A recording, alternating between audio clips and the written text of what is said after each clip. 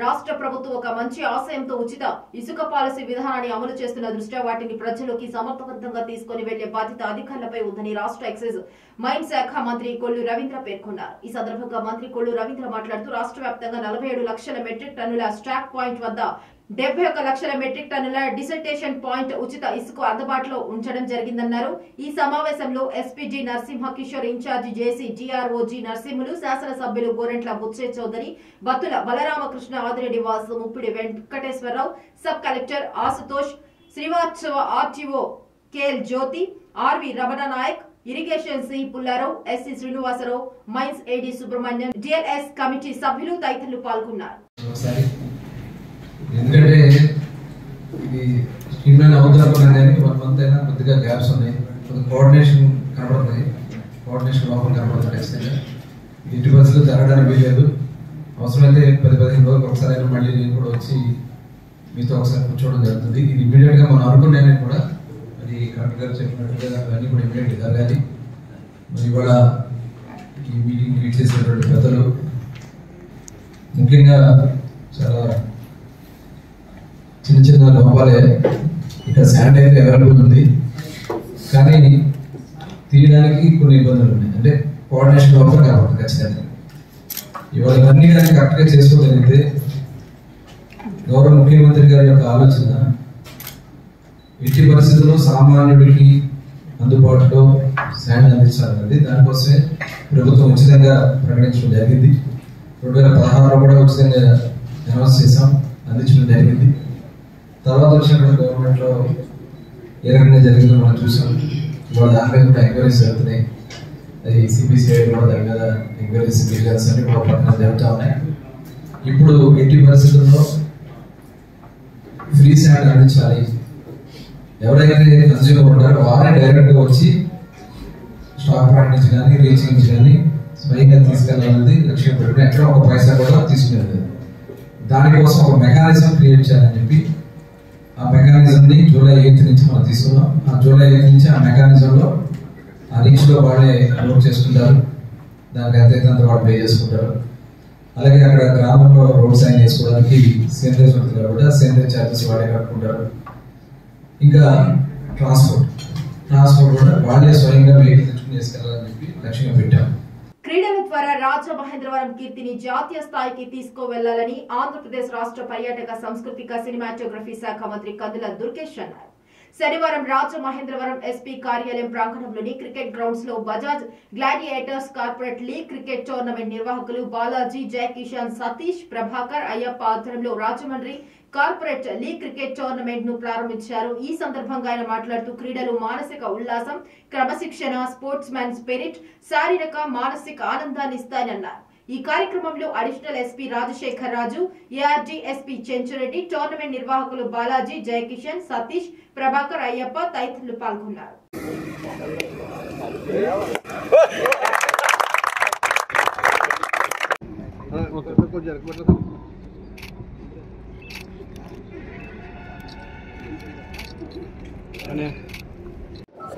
Corporate cup క్రికెట్కి సంబంధించి ఈరోజు ఈ టోర్నమెంట్ని ప్రారంభించడం అనేది చాలా ఆనందంగా ఉంది.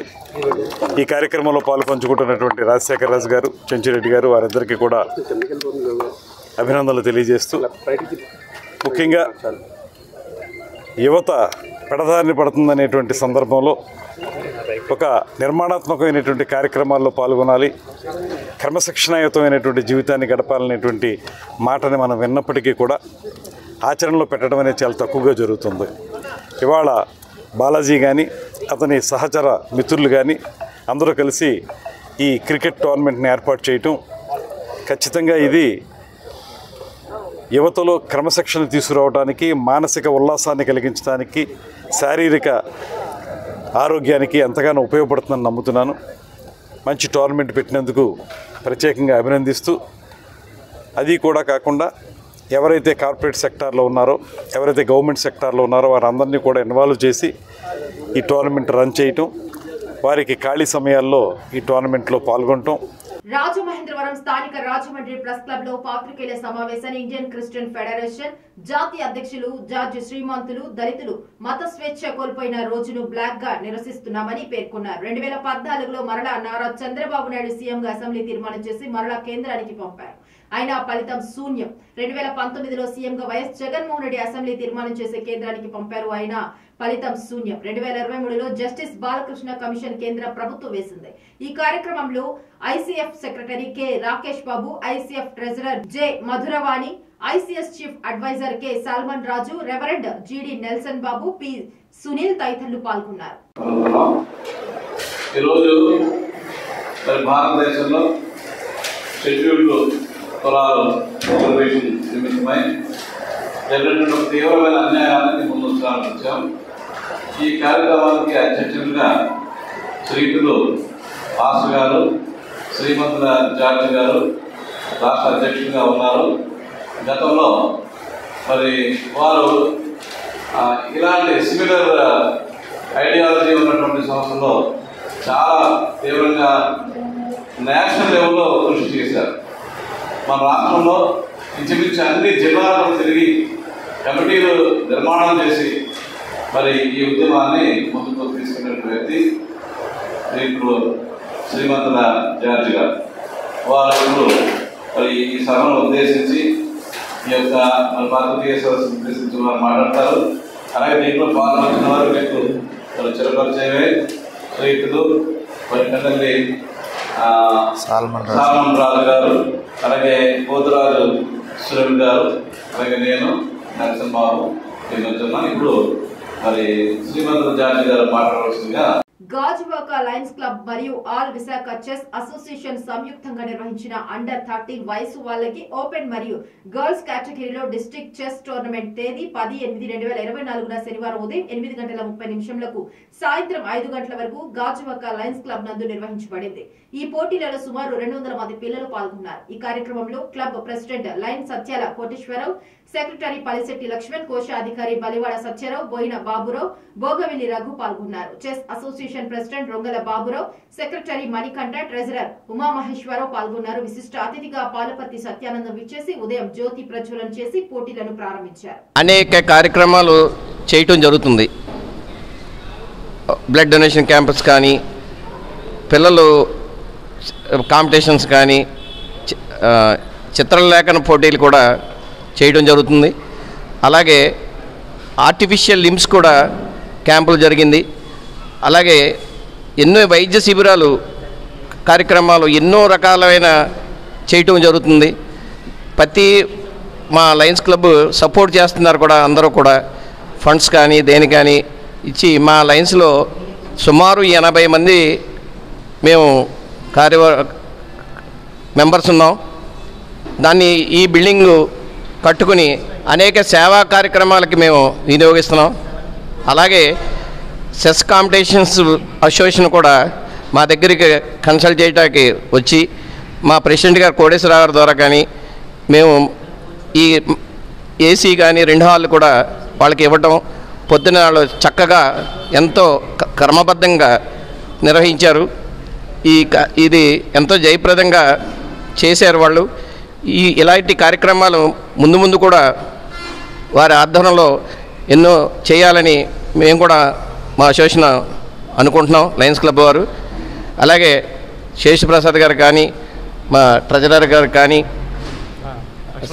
సెక్రటరీ లక్ష్మణరావు గారు కానీ, అలాగే చెస్ అసోసియేషన్ ప్రెసిడెంట్ గారు బాబురావు గారు, ఉమామహేశ్వరరావు, మణికంఠ గారు, వీళ్ళంతా కూడా పొద్దునుంచి మా లైన్ 86 సంవత్సరాలు ఉన్న వ్యక్తి మాకు. ఏలూరు నగరంలో ఈ రోజు గాంధీ జాతీయ మహావిద్యాలయం ఆవరణంలో రోగులకు రెగ్యులర్ మెడికల్ క్యాంప్ నిర్వహించారు. జీబీఆర్ ఫౌండేషన్ జన విజ్ఞాన వేదిక శ్రీ దుర్గా తేజ లయన్స్ క్లబ్ ఆధ్వర్యంలో డాక్టర్ గోపాలం శ్రీమన్నారాయణ పర్యవేక్షణలో రోగులను పరీక్షించి మందులు పంపిణీ చేశారు. ఈ మెడికల్ క్యాంపు ప్రతి 4 నెలలకు ఒకసారి నెలలో 2వ ఆదివారం ఉదయం 6 గంటల నుంచి 11 గంటల వరకు రోగులను పరీక్షిస్తారు. ఈ మెడికల్ క్యాంపు నందు బీపీ, షుగర్, ఫిట్స్, పక్షవాతం తదితర వ్యాధులకు మందులు పంపిణీ చేస్తారు. ఈ సందర్భంగా నిర్వాహకులు జన విజ్ఞాన వేదిక సాయిరాజ్ మాట్లాడుతూ వర్షాకాలంలో ప్రజలు కొన్ని నిబంధనలు పాటించాలని, అదేవిధంగా పరిశుభ్రమైన వాతావరణంలో ఉండాలని, ఆరోగ్యంగా ఉండేందుకు పోషకాహారాన్ని తీసుకోవాలని, అంతేకాకుండా కాచి చల్లార్చిన నీటిని సేవించాలని సూచించారు.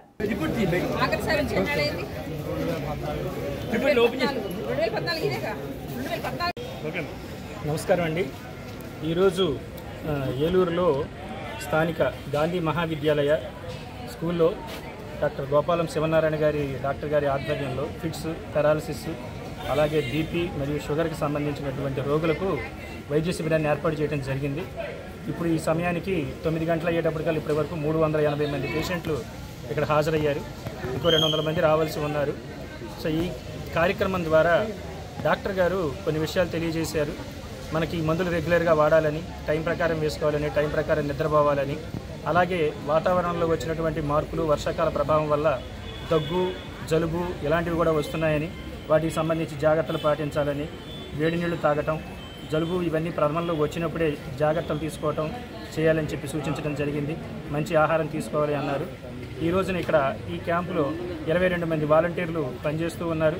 శ్రీ దుర్గాతేజ లయన్స్ క్లబ్ నుంచి వారు ఇక్కడికి రావడం జరిగింది. వచ్చినటువంటి వాళ్ళకి అల్పాహారాన్ని ఏర్పాటు చేశారు.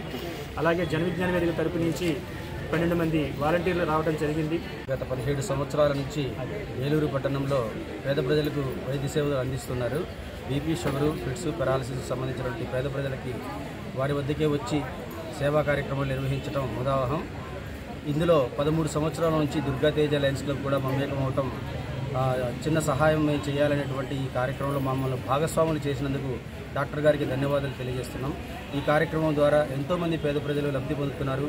మరింత మందికి సేవలు అందించాలి అనేటువంటి డాక్టర్ గారి తపనను ఇంకా ముందుకు తీసుకెళ్లాలనే ఆలోచనలో మేము ఉన్నాము.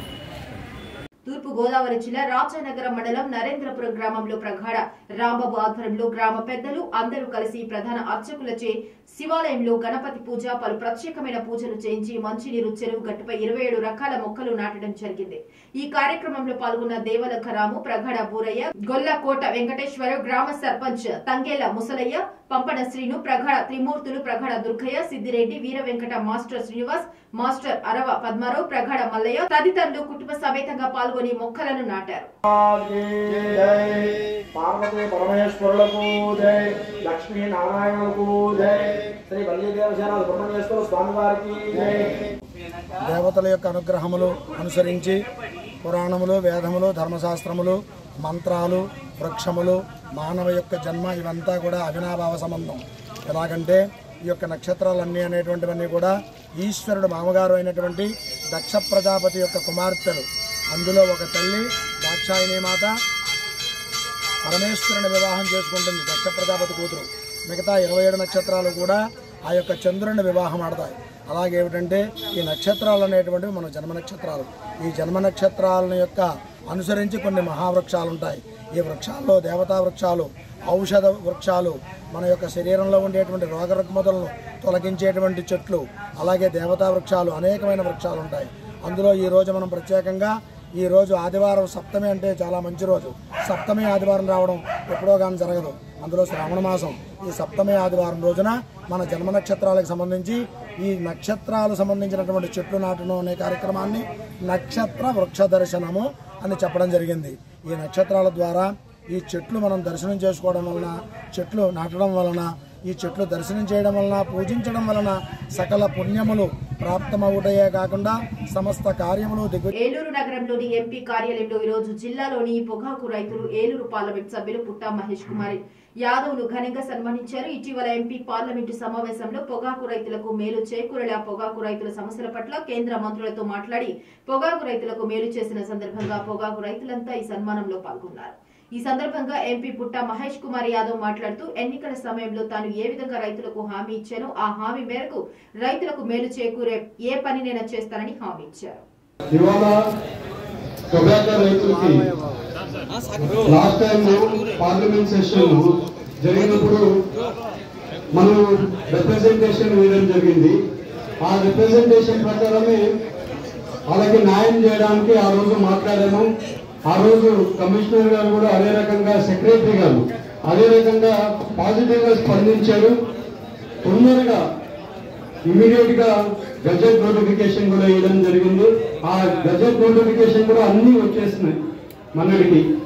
అలాగే నేను ఎలక్షన్ లో చెప్పినట్లే రైతులకి ఈసారి గిట్టుబాటు ధర వచ్చేట్లు కంపల్సరీ చూస్తానని చెప్పాను. అది ఒక్క రైతుకని చెప్పలేదు, అందరు రైతులకి చెప్పాను. మాట చెప్పేదే కానీ ఎప్పుడు తప్పేది ఉండదని అప్పుడు కూడా చెప్పాను, ఇప్పుడు కూడా అదే మాట చెప్తున్నాను. ఏ పనైనా పట్టుకుంటే, ఏ పని పట్టుకున్నా కూడా అది వదిలిపెట్టాను. ఎంతో దాని మీద కష్టపడి చేసే తత్వం కాబట్టి చిన్నప్పటి నుంచి అలాగే ఏ పనైనా పట్టుకుంటే ఆ పని అయ్యే వరకు వదిలిపెట్టాను. అదే రకంగా ఇవాళ టొబాకో రైతులకైనా కానివ్వండి, ఇవాళ పామ్ ఆయిల్ రైతులు ఉన్నారు. పామ్ ఆయిల్ రైతులు కూడా మన సెక్రటరీ గారికి కలిసి ఆయన కూడా రిప్రజెంటేషన్ ఇచ్చాం.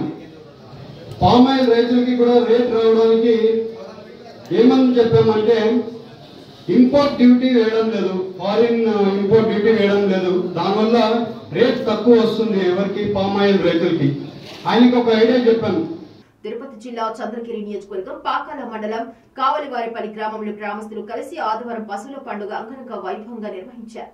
ఈ కార్యక్రమానికి ముఖ్య అతిథిగా విచ్చేసిన చంద్రగిరి ఎమ్మెల్యే పులివర్తి నాని, తరీడు యువనేత పులివర్తి వినీల్ కు మహిళలు హారతులిచ్చి స్వాగతం పలికారు. గ్రామస్తులు శాలువ కప్పి పూలమాల వేసి సత్కరించారు. అనంతరం పశువుల పండుగలో పాల్గొన్నారు. పశువులను నిలువరించడానికి వాటికి వివిధ రకాల నేతల ఫోటోలతో కట్టిన పలకలను చేజెక్కించుకోవడానికి యువత పోటీ పడ్డారు. పశువుల పండుగను చూడటానికి చుట్టుపక్కల గ్రామంలోని ప్రజలు, యువత వేలాది మందిగా తరలి వచ్చారు.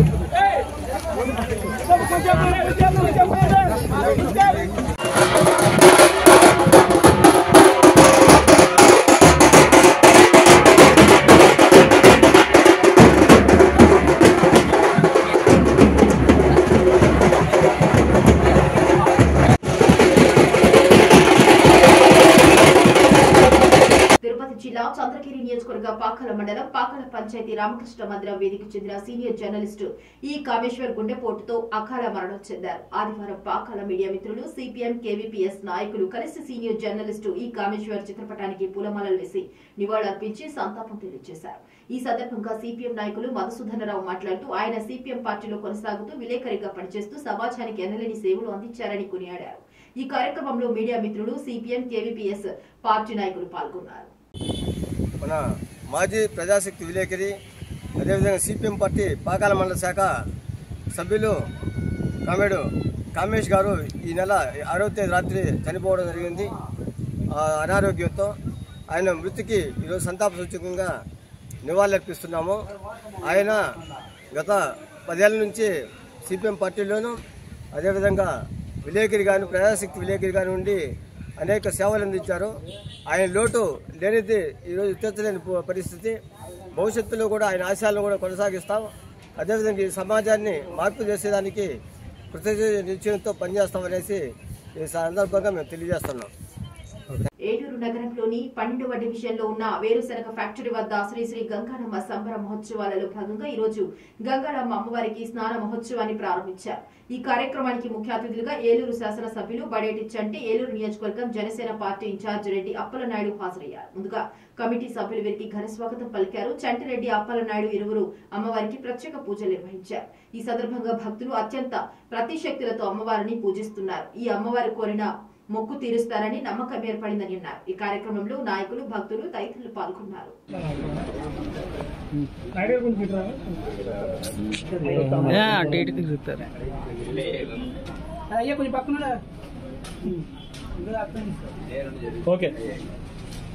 क्रोधोत्तमात्सर्यं न लोभनाशभामतिः श्रीसूक्तं जपेत् सदा सर्वबीजान्यमब्रह्मद्विषोचिः पद्मप्रिये पद्मिनि पद्महस्ते पद्मालये पद्मतलायताक्षी विश्व गम्भीरावर्धनाभिस्तनभरणमिता सुप्रवस्त्रो राजराजेश्वरी त्रिशक्तिस्वरूपिणी गङ्गानम्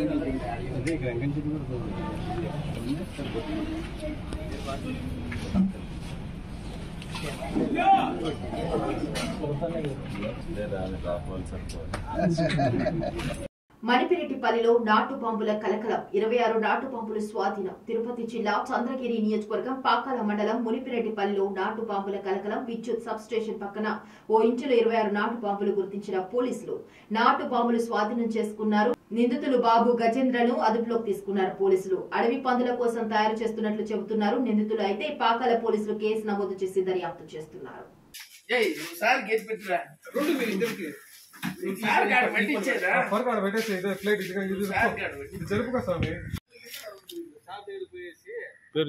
కే బాబు sir K Ganga Manipureddipalli sir.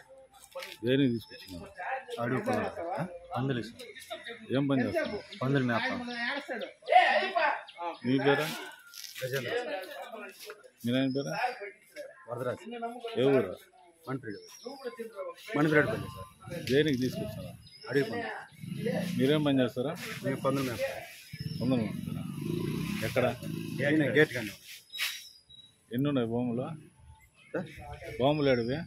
బాగుంది. మేము మీరే చూస్తారా? ఏడా? ఇంటికాని. ఇంటికన్నా? ఎన్ని ఉన్నాయి అవి? 25. అవి తీసుకుని ఏం చేస్తారా? పందులు పెట్టి అడుగు పందులకి.